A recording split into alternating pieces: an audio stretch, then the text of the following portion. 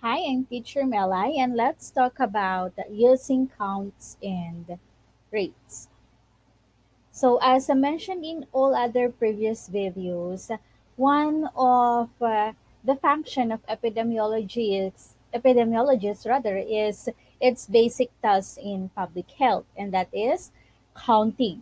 So, in doing so, the basic task in public health, which is identifying and counting cases, so these are actually obtained from case reports submitted by healthcare workers and laboratories to health department.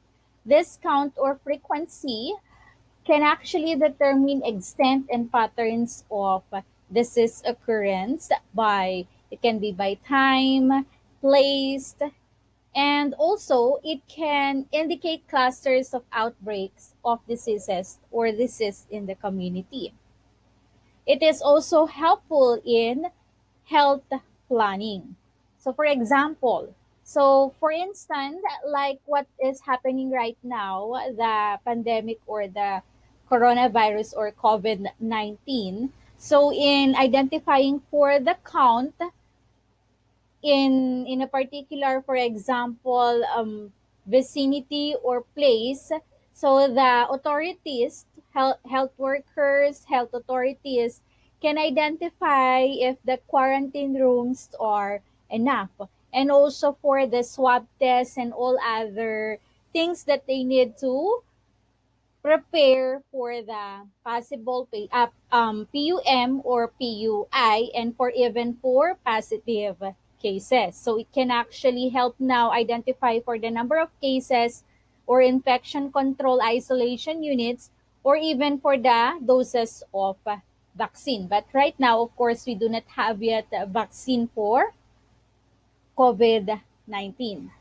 Okay, so however, at some point, number is not enough or frequency is not enough to rely, because so what if we have to consider different locations? So different location, of course, have a different number of population, which means it is also important. Count is important, yes, but it is also important to consider the rate, because this is the number of cases divided by the size of population per unit of time. So the rate can actually compare the frequency of disease or disease occurrence in different location whose population differ in size. And of course, we cannot do that if we're going just to consider count or just simply the frequency.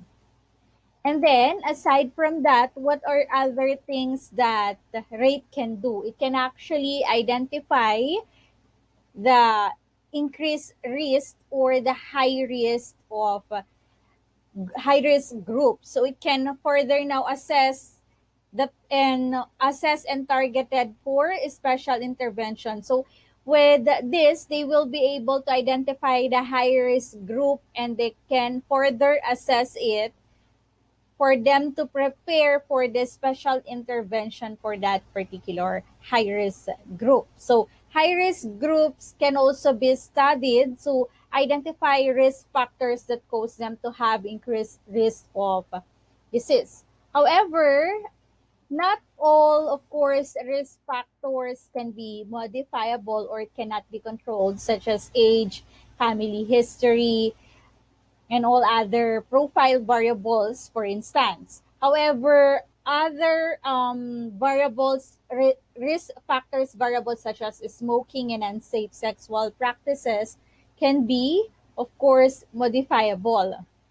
So individuals can use knowledge of modifiable risk factors to guide decisions about behavior that influence their health.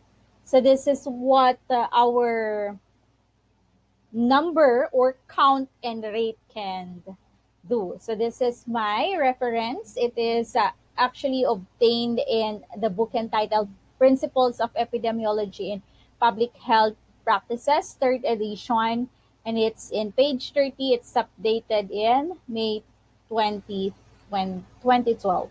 Thank you for watching.